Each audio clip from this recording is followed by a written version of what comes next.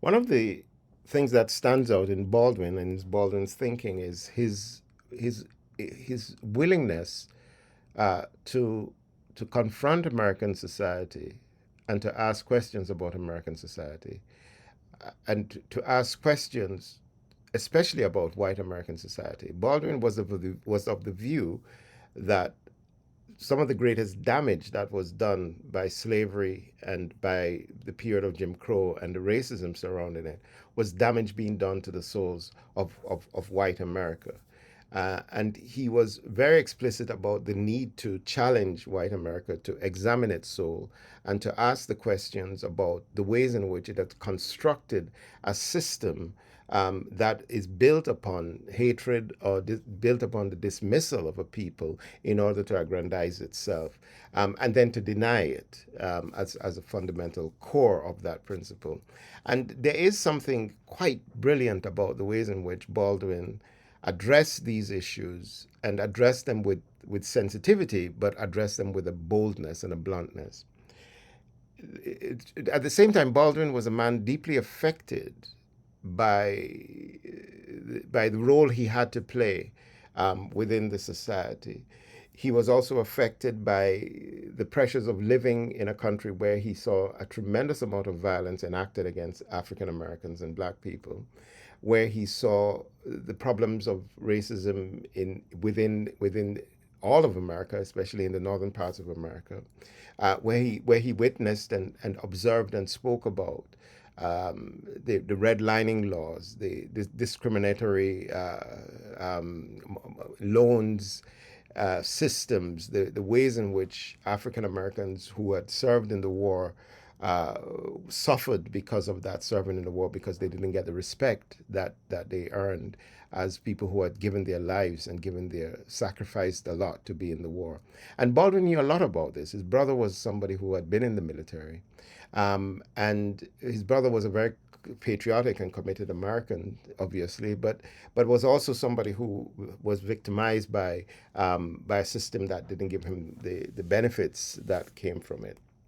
So Baldwin would speak about this and would write about this, and he was also a critic. And wrote very critically about, when I say critically, wrote intellectually and intelligently about the writing that was coming out from African Americans and the importance of that work.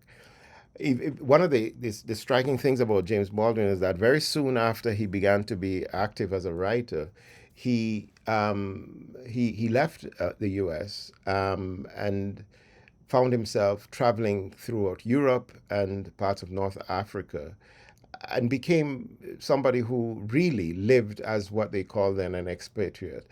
I think he came to find, like many jazz musicians, blues musicians in America in the 1940s, 1950s, and 1960s, that living in somewhere like France, which is where Baldwin spent a lot of his life, and of course in Morocco and Algeria, um, living in those places, he experienced and witnessed the racism of those places, but somehow African Americans were not the recipients of that racism because they were not part of the French colonial impact in places like North Africa and the Caribbean and so on.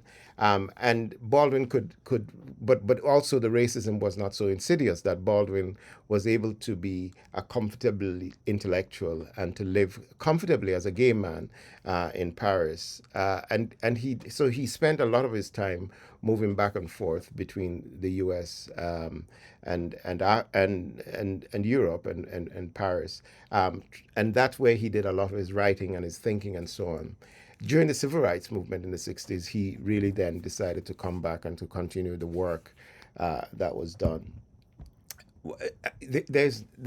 I don't think I can exaggerate enough that as one of the great stylists and writers of America, the fascinating reality is that Baldwin was never awarded any major literary award in the United States, except posthumously, and has now become recognized, canonized, and all of the things that surround it. So so when we start thinking about Sonny's Blues, I think we are thinking about themes that surround the life and identity of James Baldwin, and some of the subjects and the themes that are very important to his work. I want to encourage you to read, if you ever get a chance, any of Baldwin's essays. He had a wonderful essay that he wrote for his nephew. Um, it's an essay that he addresses to his nephew, and who is a child, and trying to explain to him what the condition of race in America was. And it's one of the most moving and insightful engagements with that subject. Ta-Nehisi Coates would later borrow that same approach in thinking about writing about the early 21st century and the African American experience in the early 21st century. So, James Baldwin.